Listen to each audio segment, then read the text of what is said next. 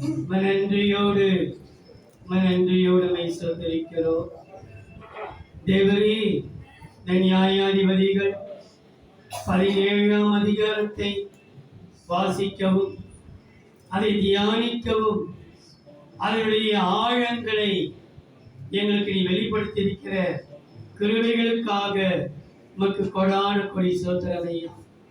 தேவரே, அடியானுடைய இருதயத்தின் நிறைவினாலோ என்னுடைய சிந்தனை தோன்றுகிற வார்த்தையினாலோ என் மாம்ச விரும்பினதை பேசவும் கூடாதபடிக்கு பரிசுத்த ஆவியானவர் அடியானுக்கு வாயாயிருந்து என் வார்த்தைகளை கர்த்தர் அங்கீகரித்து நீர் பேசுவீராக. இந்த பிள்ளைகளோடு கர்த்தர் இடைபடுவீராக. பேசுகிறது நீங்கள் அல்ல, உங்களிலிருந்து ஆவியானவரே பேசுகிற சொல்லப்பட்டிருக்கிறது. நீ பேசும், நாங்கள் கேட்கட்டும். அனுரை வசனங்கள் வெளிப்படும் பொழுது எல்லாருடைய இருதயமும் கொழிந்து விட்டு எரியத்தக்க விதமாக ஒரு பலத்த காரியத்தை செய்வீராக. ஆசீர்வதிப்பீராக. இயேசுவின் நாமத்தில் பிதாவே.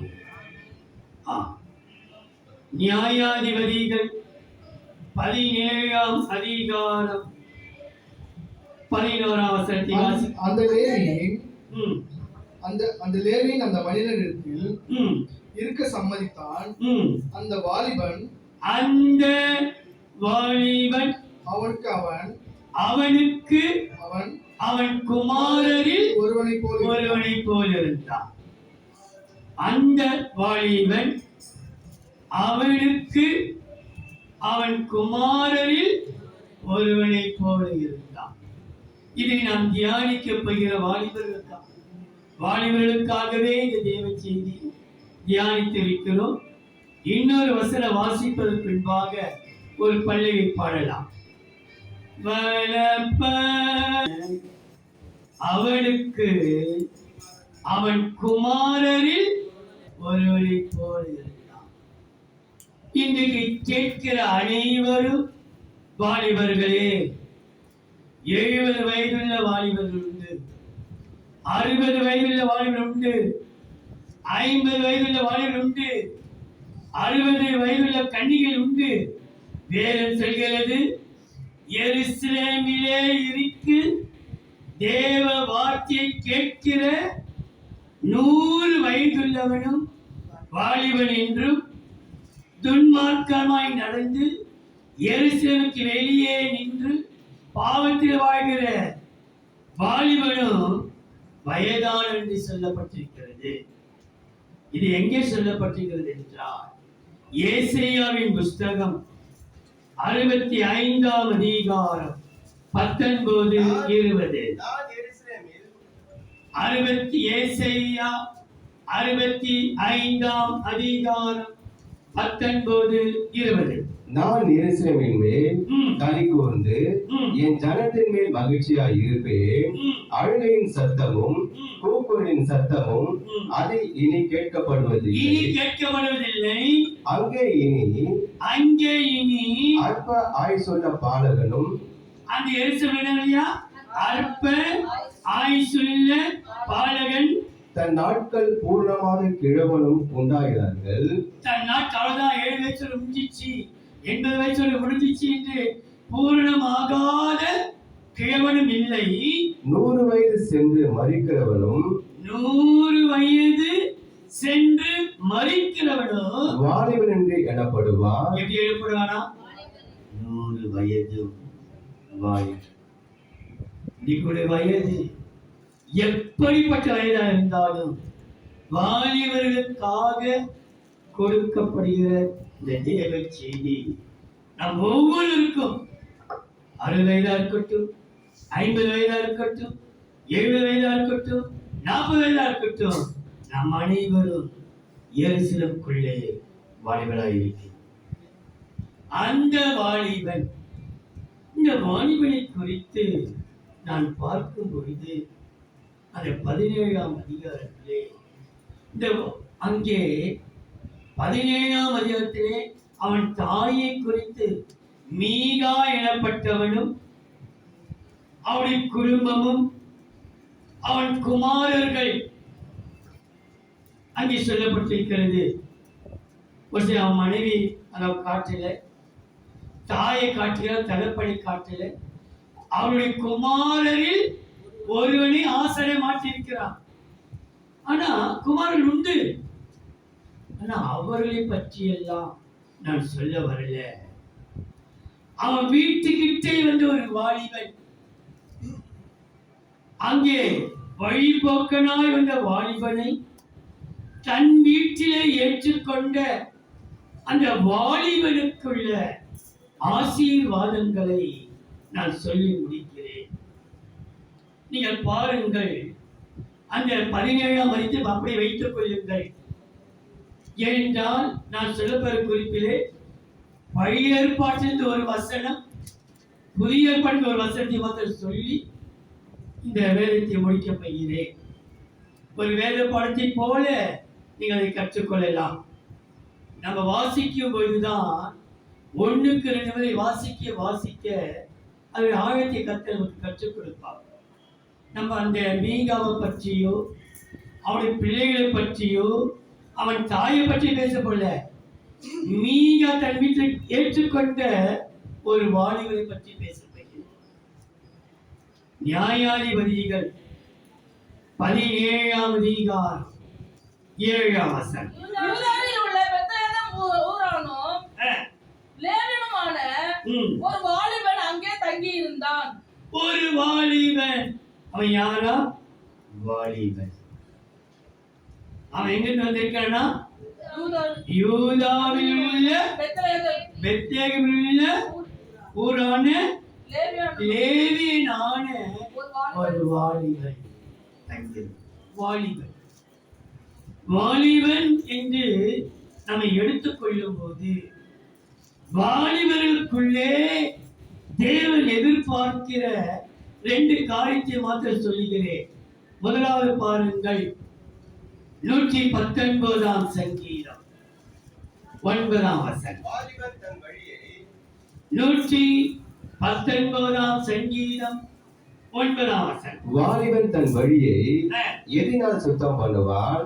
எதினால் சுத்தம் பண்ணுவான்? உமது வசனத்தின்படி தன்னை காத்துக் கொள்ளுகிறதுனால் தானே. அப்போ வாலிபன் என்று சொன்னால் அவனுக்குள்ளே இருக்கக்கூடியது வசனம். வசனம் இருக்கிறது.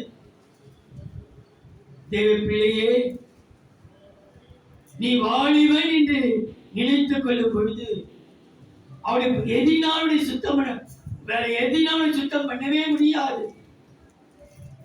நீ எப்படி ஒரு சுத்தமாக்கிக் கொள்ள நினைக்கலாம்.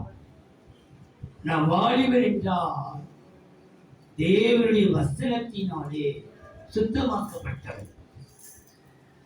1 யோவான் 2ஆம் அதிகாரம்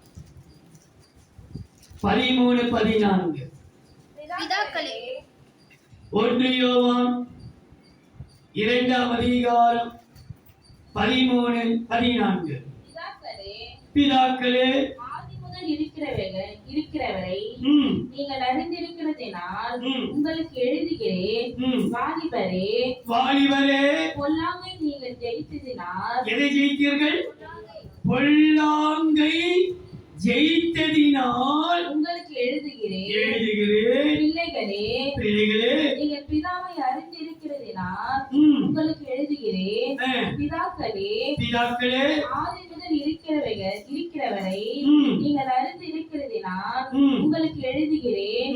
வாலிபரே, நீங்கள் பலவான்களாய் இருக்கிறதினாலும். வாலிபரே, நீங்கள் பலவான்களாய் இருக்கிறதினாலும் தேவ வசனம் உங்களில் நிலைத்திருக்கிறதினாலும் நீங்கள் பொல்லாங்கை ஜெயிக்கிறதினாலும் உங்களுக்கு எழுதுகிறேன். அப்ப வாலிபன் பொல்லாங்கனை ஜெயித்தவன். அவனுக்குள்ளே வசனங்கள் நிலைத்திருக்கின்றது. ஆகையால் தான் அங்கே ஒரு வாலிபன். வாலிபன் என்றால் பொல்லாங்கனை ஜெயித்தவன் தான் வாலிபன். வாலிபர்களே, இந்த பொல்லாத உலகம் உன்னை மயக்கி மயக்கி மயக்கி உன்னை அவனுக்குள் கொண்டு வர பார்க்கிறான். வாலிபர்களாகிய நம்மை பார்த்து வேதம் சொல்கிறது, உன்னை காத்துக்கொள்ள வேண்டும் என்றால் அவருடைய வசனம் உனக்குள்ளே நிலைத்திருக்கணும். நீ பொல்லாங்கனை ஜெயித்திருக்கிறாய் என்பதற்கு அடையாளம் என்னென்றால் உயர்ந்திய வசனத்தால் நிறைந்த வசனத்தை நீ கரைச்சி குடிச்சு உன் வாயில வசனங்கள் சொல்லப்படணும். வசனத்தை எடுத்து சக்கென்று வாசிக்க நீ கிருபை கேட்கணும். தேவ பிள்ளைகளே, எதற்கு சொல்கிறேன் என்றால் வாலிபன் வசனத்தினாலே நிலைத்திருக்கிறது. இன்னைக்கு வாழ்நாள் உங்களுக்குள்ளே வசனங்கள் நிலைத்திருக்கட்டும். வசனங்கள் நிலைத்திருக்கட்டும். உங்கள் கிருபை எடுத்து வாசி, அதை கிருபை பற்றி கொள்ள. அதனாலே இன்னைக்கு வாலிபர் யார் என்றால் வசனத்தினால் நிறைந்தவர்கள். அவர்களுக்கு கர்த்தர் ஜெயிக்க அந்த வாலிபனாய் மாறி ஜெயித்தான். எதினாலே? தேவனுடைய வசனத்தினால். அவன் வாலிபன் மாத்திரம், அந்த ஒருவன் மாத்திரம் சொல்றேன், மீகாவையும் குமாரையும் சொல்லல, அந்த ஒருவனை மாத்திரம் சொல்கிறேன். அவன் வாலிபன் மாத்திரம் அல்ல. நியாயாதிபதிகள் 17ஆம் அதிகாரம் 10ஆம் வசனம். அப்போது மீகா, நியாயாதிபதிகள் 17ஆம் அதிகாரம் 10ஆம் வசனம். அப்போது மீகா, நீ என்னிடத்தில் இரு, நீ எனக்கு தகப்பனும் ஆசாரியனுமாய் இருப்பாய். எனக்கு யாரா இருப்பாய்? அந்த வாலிபன் யாரா மாறுது? தகப்பன். வாலிபனே, அடுத்த ஸ்தானம் உனக்கு யாருன்னா நீ தகப்பன். அந்த வாலிபன் தான் தகப்பனாய் மாறுகிறான். யோசித்து பாருங்க, மீகா ஒரு வாலிபன் எப்படி ஆயிக்கலாம்?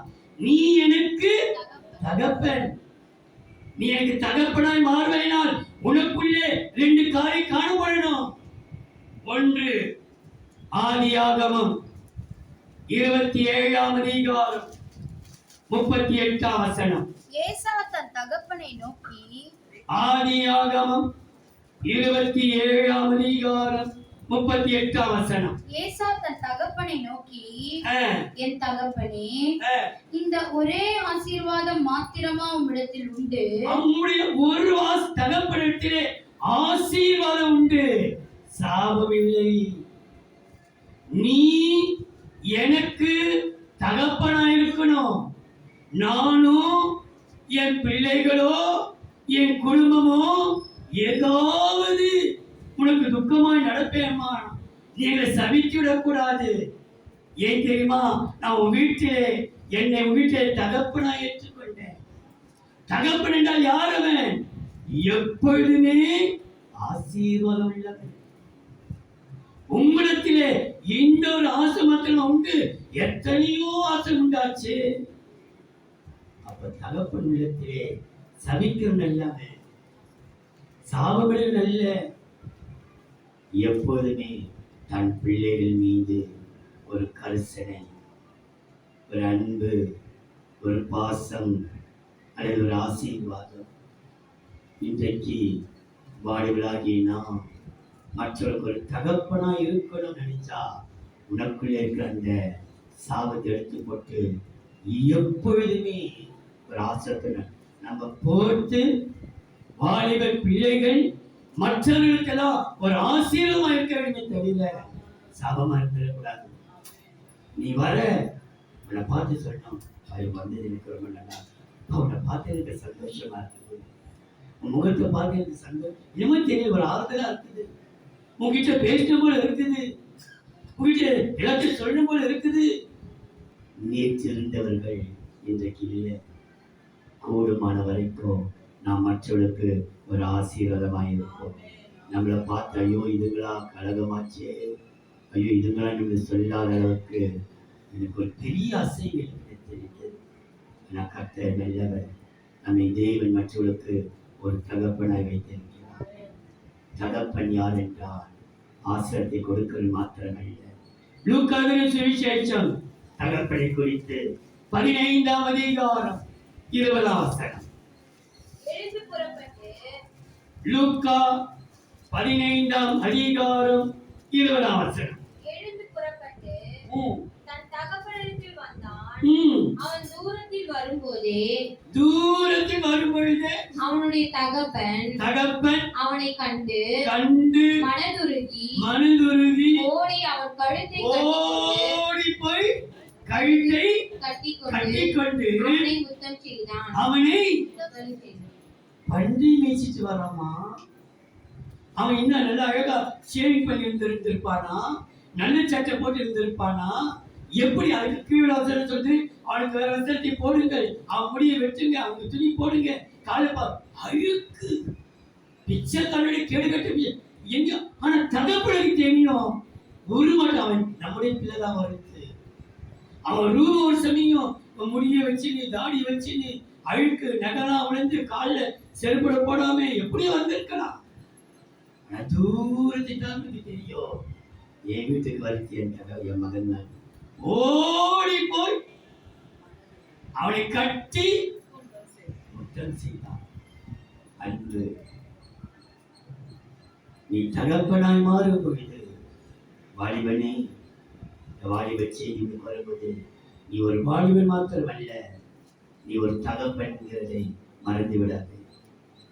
உனக்குள் எப்போதும் ஒரு ஆசிரியர் இருக்கட்டும், உன் மீது எப்போதுமே ஒரு அன்பு இருக்கட்டும். உனக்குள்ளே ஒரு அன்பு, ஒரு பாசம். யாரையும் ஒதுக்க வேண்டாம், யாரையும் வெறுக்க வேண்டாம். அவன் தான் இடத்தை கேட்டு வாங்கிட்டு போனான், போட்டும். ஆனா ஒண்ணு, என் மகன் பிறன் தேடி வருவான், அவளோடு ஜெபித்து காத்துக்கொண்டே வருவான். வரும்போது ஓடி போய் கட்டி அரவணை. ஏனென்றால் தகப்பன் உள்ளம், மன்னிக்கிற உள்ளம். சத்தியை பிரிச்சு எனக்கு போய் நடவடிக்கை அவன் நடவடிக்கை அவன் பிரிச்சு போனான். சொத்தை பத்த அவன் தான் இன்னைக்கு ஒன்றும் இல்லாம வரான். ஆனா சொத்தை பிரிச்சு கொடுத்தாருப்பா, இன்னைக்கும் செல்வ சீமான் தான் இருக்கிறார் நம்முடைய தகப்பன். அவையினால் மன்னிப்போம், ஏற்றுக்கொள்வோம், தாங்குவோம், எல்லாற்ற அன்பினால் நிரப்பும். அவன் வாலிபன் மாத்திரமல்ல, அவன் தகப்பன். நீ என்றைக்குமே ஆசீர்வாதத்தோடு இருக்கிறான், அல்லது அன்பாயிருக்கிறான். மூன்றாவதாக அந்த வாலிபனை பற்றி சொல்லப்பட்டிருக்கிறது. நியாயாதிபதிகள் 17ஆம் அதிகாரம் 12ஆம் வசனம். நியாயாதிபதிகள் 17ஆம் அதிகாரம் 12ஆம் வசனம். மீகா அந்த லேவியனை பிரதிஷ்டை பண்ணினான். அந்த வாலிபன் அவனுக்கு ஆசாரியனாகிறான். பாத்தீங்களா, அதே வாலிபன் தான். வாலிபன் தகப்பனாய் மாறினான். தகப்பன் யாரோ மாறிட்டு ஆசாரியனாக அவர் மாறினார். ஆசாரியன் என்று சொல்லப்படும் பொழுது ஆசாரியனுக்குள்ள காணப்பட வேண்டியது என்ற தன்மை. மல்கியா 2ஆம் அதிகாரம் 7ஆம் வசனம். ஆசாரியனுடைய உதடுகள். மல்கியா 2:7. ஆசாரியனுடைய உதடுகள் அறிவை காக்க வேண்டும். வேதத்தை அவன் வாயிலே தேடுவார்களே. அவன் சேனைகளுடைய கர்த்தரின் தூதன். அவன் யாரை தூதனா? சேனைகளின் கர்த்தருடைய தூதன். ஆசாரியன் தூதனை போல மற்றவருக்கு ராசமன் இருக்கணும். திடீர்னு வந்துட்டீங்க, நினைச்சு ஒரு தூதனை போல வந்துட்டீங்க. சிலருக்கு தூதனை போல ஆட்டோ வரும், தூதனை போல 2 பைக் வரும், நம்ம நடந்துப்போம். திடீர்னு ஒரு தூதனை அனுப்பார் கர்த்தர். ஒரு தூதனை போல ஏன் தெரியுமா? ஆசாரிய வாயிலே எதை தேடுவார்களா? வேதத்தை தேடுவார்களே. அவன் வாயில அறிவுள்ள வார்த்தை வருமே. அவன் கர்த்தரின் தூதனாச்சே. நான் உன்னை ஆசாரி ஏற்றுக்கொள்றேன். ஏன் தெரியுமா? உன் வாயில வசனத்தை தவிர வேற எதுவும் வரக்கூடாது. கெட்ட வார்த்தையோ பொய்யோ பித்தலாட்டமோ கலகமோ கோபமோ எட்டுலி கெட்ட வார்த்தை சில பேர் எட்டு பத்து வார்த்தை சரளமா வரும். அசிங்கமான வார்த்தை. நீ வாலிபன், மறந்துடாதே. வாலிபனை கர்த்தர் தகப்பனாய் மாற்றினார். தகப்பனை கர்த்தர் ஆசிரியர் மாற்றுகிறார். ஆசிரியர் வாயிலே வேதத்தை தேடுவார்களே, எது வரைக்கும் தொடர்ந்து இப்படி நடந்து இருக்க வாயில உன் வதில இப்படி ஒரு அசுத்தம் இருக்குது, இவ்வளவு அருவருப்பு இருக்குது. வசனமான வார்த்தையில எப்படி வாயில் இப்படிப்பட்ட வார்த்தை வருது புரியலையே. தேவ பிள்ளையே, வாலிபனே, உனக்காக அந்த வார்த்தை வருகிறது. நம்ம எல்லாரும் வாலிபர்கள். ஆசாரியனுடைய வாயிலே வேதம் இருக்கும். உன் வாயிலே வேதம். வேதம் மாத்திரமல்ல, ஆசாரிக்கு இன்னொரு தகுதி இருக்கணும். மார்க்கு சுவிசேஷம் 1 அதிகாரம் 44 வசனம். நீ போய் மார்க்கு 1 அதிகாரம் 42, 43, 44. இப்படி அவர் சொன்ன உடனே குஷ்டரோகம் அவனை விட்டு நீங்கிற்று, அவன் சுத்தமானான். அப்போது அவர் அவனை நோக்கி, நீ இதை ஒருவருக்கும் சொல்லாதபடி எச்சரிக்கையாயிரு. ஆயினும் நீ போய் ஆசாரியனுக்கு உன்னை காண்பித்து நீ சுத்தமானது நிமித்தம் மோசே கட்டளையிட்டு இருக்கிறவைகளை அவர்களுக்கு சாட்சியாக ஆசாரியனுக்கு நீ போய் காண்பி. நீ சுத்தமா இருக்கிறாயா அசுத்தமா இருக்கிறாயா என்று அவனுக்கு தெரியும். உன்னை கட்ட உதடுகளை சுத்தமாக்கி நீ பரிசுத்தமாக்கப்பட்ட என்பது ஆசிரியர் கொடுக்கப்படும். ஆண்டவராக இயேசு கிறிஸ்து சொல்கிறாரே, நீ சுத்தமான அடையாளம். நீ எங்க போய் நிக்கணுமா? ஆசிரியர் போய் நீ சுத்தமாக்கியா தெரியும். நீ சுத்தமாக்கப்பட்டிருக்கிறியா? நீ கர்த்தருக்கு உகந்தியா இருக்கிறியா? தேவ பிள்ளைகளே, ஆசாரியனுக்கு தெரியும். இயேசு சொல்லிட்டாரு, அவன் சுத்தமாயிட்டான். நீ சுத்தமாக்கி எனக்கு தெரியும். ஆனா நீ யாருக்கு போய் காட்ட வேண்டாம், நீ ஆசாரியனுக்கு போய் காட்டு. நீ சுத்தமாக தெரியணும். உன் உதடு சுத்தமாக்கப்பட்டதா? உன் வாய் சுத்தமாக்கப்பட்டதா? உன் கை சுத்தமாக்கப்பட்டதா? உன் கண்கள் சுத்தமாக்கப்பட்டதா? உன் சிந்தை சுத்தமாக்கப்பட்டதா? ஆசாரியனுக்கு காண்பிக்கணும். ஏன் தெரியுமா? உன்னை ஆசாரியனாய் மாற்றி இருக்கிறது கர்த்தரே. அவன் குமாரிலே ஆசை இருந்தானே. நீ வாசித்தீங்க 8ஆம் வசனத்துல. அவன் ஒரு சுவாமிக்கு ஒரு அறை விட்டு பண்ணி அவன் குமாரில் ஒருவனை கர்த்தர் ஆசை மாற்றினான். ஆனா அவர்களை பார்க்கிறோம் உன்னை ஆசாரியர் பேச்சிருக்கிறார்கள். ஆசாரியனாய் மாறி தெய்வ பிள்ளையே, அந்த வாலிபன் தகப்பனாய் மாறினான். தகப்பன் ஆசாரியன். 4வது நியாயாதிபதிகள் 17ஆம் அதிகாரம் 13ஆம் வசனம். அப்பொழுது மீகா, எனக்கு ஆசாரியனாக ஒரு லேவியன் அகப்பட்டபடியினால், ஆசாரியனாகிய ஒரு லேவியன் அகப்பட்டபடியால் கர்த்தர் எனக்கு நன்மை செய்வார் என்று இப்பொழுது அறிந்திருக்கிறேன் என்றார். இப்பொழுது லேவியன் என்றால் இணைகிறவன் என்ற அர்த்தம். லேவியன் என்றால் இணக்கம், சேர்ந்து கொள்கிறவன், சேர்க்கப்படுகிறவன். லேவியன் ஆசாரியனாகிய ஒரு லேவியன். லேவியன் என்றால் எல்லாத்தையும் இழுத்து போட்டு செய்வாங்க. லேவியர்களுக்கு பலிகளை தோல் ஒலிக்கிறது, கண்ணங்களை வெட்டி அகப்படுவது, குடல்களை அப்படி எடுத்து போடுவது லேவியர்களுடைய வேலை. உற்சாகமாக கீழ்ப்படிதலுடைய வாழ்க்கை தான் லேவியருடைய வாழ்க்கை. அவருடைய கீழ்ப்படிதல் வாலிபர்களுக்கு கீழ்ப்படுதல் மிகவும் அவசியம். சொன்ன செய்திருங்க. அது நல்லதோ கெட்டதோ எனக்கு சொல்லிட்டா, அவர் சொல்லிட்டாங்க, நான் செய்தேன். எனக்கு தெரியாது. ஆசாரியனாகிய லேவியனாகாசன் சொல்லப்படல. ஆசாரா இருந்தேன். இப்போது லேவியனை போல எல்லாத்தையும் தாழ்த்து கொண்டு செய்வதெல்லாம் செய்யலாம். வீட்டுக்கு போட்டு இதை செய்யணும், அதை செய்யணும், கீழ்ப்படிதல். ஏன் லேவியர்களுக்கு உடனே ஒரு தலைவன் சொன்ன உடனே கீழ்ப்படுகிற அனுபவம் உண்டு. உபாக யாத்திராகமம் 32ஆம் அதிகாரம் 26ஆம் வசனம். யாத்திராகமம் 32ஆம் அதிகாரம் 26ஆம் வசனம் 28ஆம் வசனம். பாளையத்தின் வாசலில் நின்று கர்த்தருடைய பட்சத்தில் நிற்கிறவர்கள் யார்? அவர்கள் என்னிடத்தில் சேர கடவர்கள் என்றான். அப்போது லேவியின் புத்திரர் எல்லாரும், லேவி ஒருத்தர் இல்ல, லேவியின் புத்திரர் எல்லாரும் அவனிடத்தில் கூடி வந்தார்கள், கூடி இணைந்தார்கள், சேர்க்கப்பட்டார்கள். லேவியன் என்கிற பெயருக்கு இணைகிறவன். நம்ம பள்ளியிற்கு பேருக்கெல்லாம் இணைகிறவன், இணைந்து கொள்கிறவன், சேர்க்கப்படுகிறவன். லேவியர் எல்லாரும் மோசே கேட்கிறார், யார் என் பட்சத்தில் இருக்கிறார்களோ அவர்கள் இடத்தில் வர கடவன்.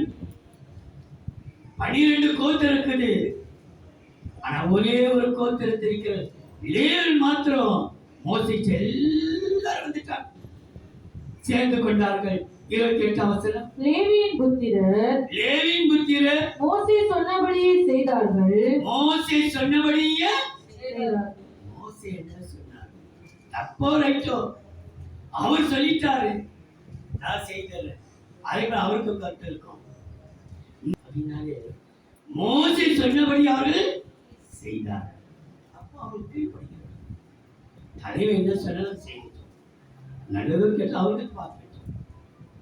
அவர்களுக்கு யாரை பட்சத்துக்கு நாம் போனோம். இந்த லேவியருக்கு புதிய ஏற்பாட்டில் இருப்பார்கள். அப்போஸ்தலர் 4ஆம் அதிகாரம் 36-37. சீப்பூரு தீவானும் அப்போஸ்தலர் 4ஆம் அதிகாரம் 36-37. சீப்போரு தீவானும் லேவியனும் அப்போஸ்தலராலே ஆறுதலின் மகன் என்று அர்த்தம் கொள்ளும் பர்னபா என்னும் மறுபெயர் பெற்றவனுமாகிய யோசே என்பவனும் தனக்கு உண்டாயிருந்த நிலத்தை விற்று எல்லா நிலத்தையும் விற்று அதன் கிரயத்தை கொண்டு வந்து அப்போஸ்தலருடைய பாதத்திலே வைத்தார்.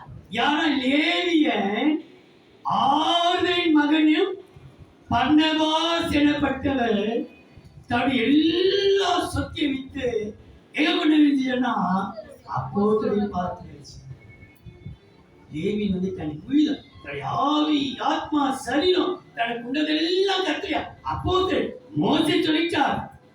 அப்போஸ்தலர் மோசே பாதத்தில் வச்சு பர்னபாஸ் என்றால் ஆறுதலின் மகன். ஆறுதலின் மகன். இன்னைக்கு கர்த்தர் வந்து நமக்கு ஆறுதல் தருவாராக.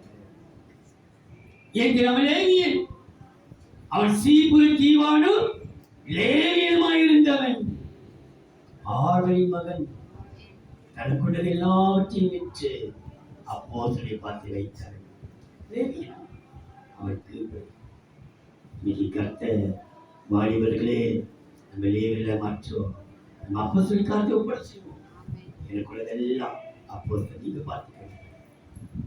அவங்க என்ன சொல்றாங்க செய்யணும், செய்ய சொன்னாங்க செய்யணும். அப்போஸ்தலரை பார்த்து வைத்திருப்பார். தேவ பிள்ளையே, அவன் யார் என்றால் வாலிபன், அவன் யார் என்றால் தகப்பன், அவன் யார் என்றால் ஆசாரியன், அவன் யார் என்றால் லேவி. கடைசியாக 5ஆம் நியாயாதிபதிகள் 17ஆம் அதிகாரம் 11ஆம் வசனம். அந்த லேவியன் 11ஆம் வசனம். அந்த மனிதனிடத்தில் இருக்க சம்மதித்தார். சம்மதித்தார். அந்த வாலிபன் அந்த வாலிபன் அவனுக்கு அவன் குமாரரில் ஒருவனைப் போல் இருந்தான். அவன் குமாரரில் ஒருவனாய் மாறிட்டான். குமாரன் விடுதலையாற்றினால் மெய்யாகவே விடுதலை ஆவீர்கள். அவன் குமாரனை குறித்து வேலை சொல்கிறது. சங்கீதங்களின் புஸ்தகம் 2ஆம் அதிகாரம் 12ஆம் வசனம். குமாரன் கோபம் கொள்ளாமலும் சங்கீதம் 2:12.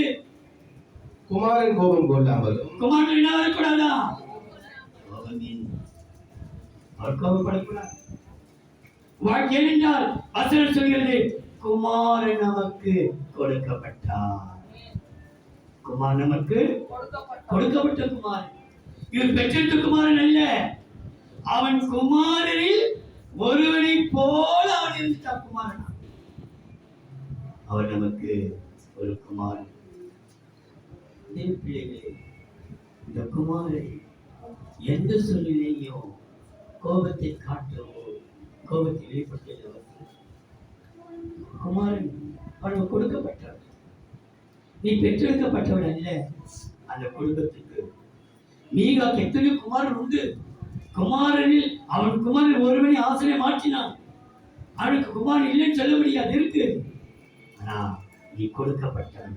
ஏசியா 9:6 நமக்கு ஒரு குமாரன் கொடுக்கப்பட்டார். அவர் கொடுக்கப்பட்ட குமாரன். அப்படின்னாலே இந்த குமாரனை குறித்து புதிய ஏற்பாடு சொல்கிறது. வெளிப்படுத்தல் 2ஆம் அதிகாரம் 18-19. தியத்திரா சபையின் வெளிப்படுத்தல் 2:18-19. தியத்திரா சபையின் நீ எழுத வேண்டியது என்னவெனில், அக்கினி ஜுவாலை போன்ற கண்களும் பிரகாசமான வெண்களும் போன்ற பாதங்களும் உள்ள தேவகுமாரன் சொல்லுகிறதாவது, குமாரன் சொல்லுகிறதாவது, உன் கிரியைகளையும் உன் அன்பையும் உன் ஊழியத்தையும் உன் விசுவாசத்தையும் உன் பொறுமையையும் நீ முன்பு செய்த கிரியைகளையும் பின்பு செய்த கிரியைகள் அதிகமா இருக்கிறதையும் அறிந்திருக்கிறேன். வெற்றி கொள்கிறார்.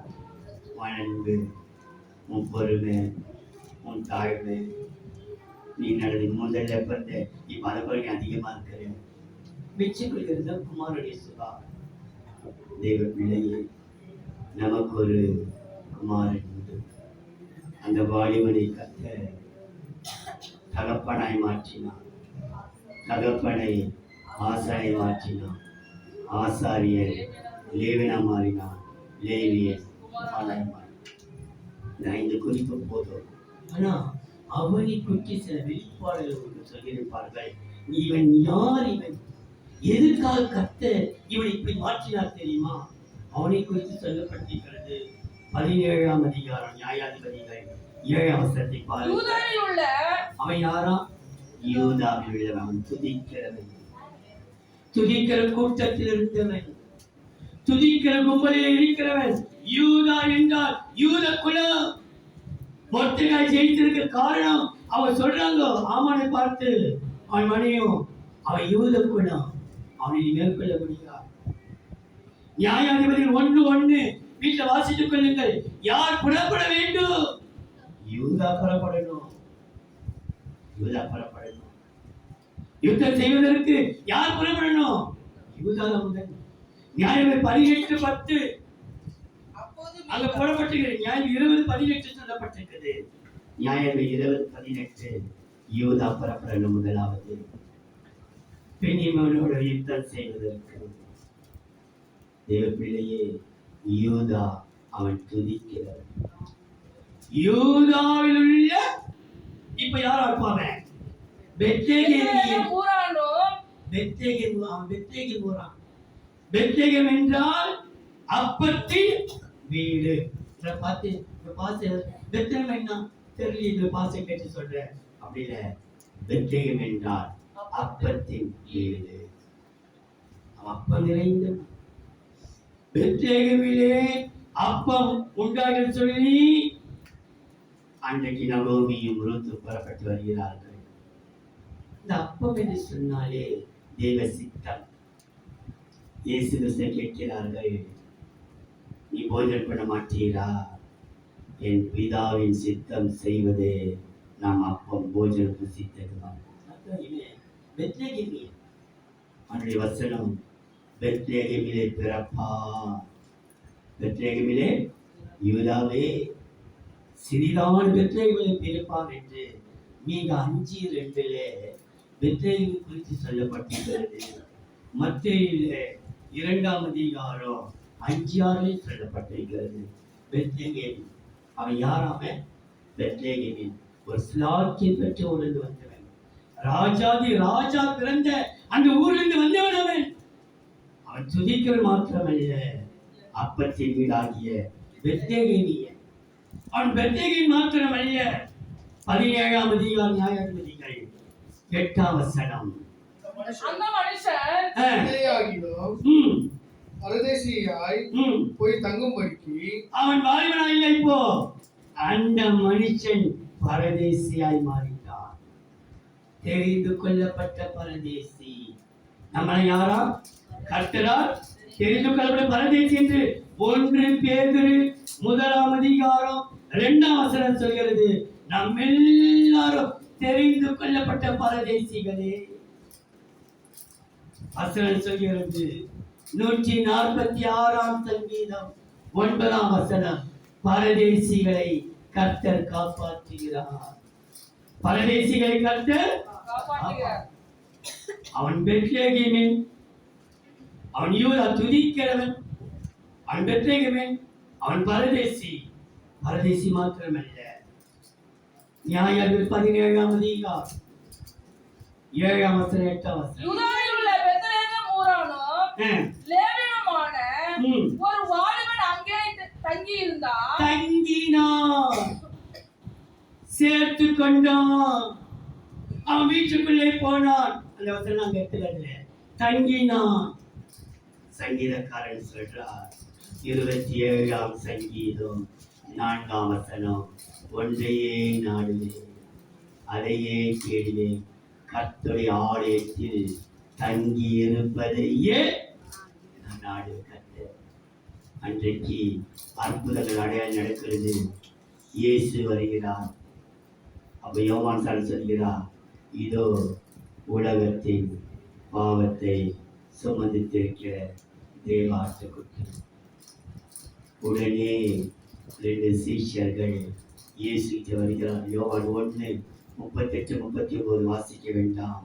அது, ரவி, நீ எங்கே தங்கியிருக்கிறீர், வந்து பாரு. இயேசுவோடு தங்கினார்கள். அவன் தங்கினவன். அது மாத்திரமல்ல, நியாயாதிபதிகள் 17ஆம் அதிகாரம் 12ஆம் வசனம். மீகா அந்த லேவியனை பிரதிஷ்டை பண்ணினான். பிரதிஷ்டை உள்ளது. அவன் யூதா குலம், பெத்லேகேமியன்.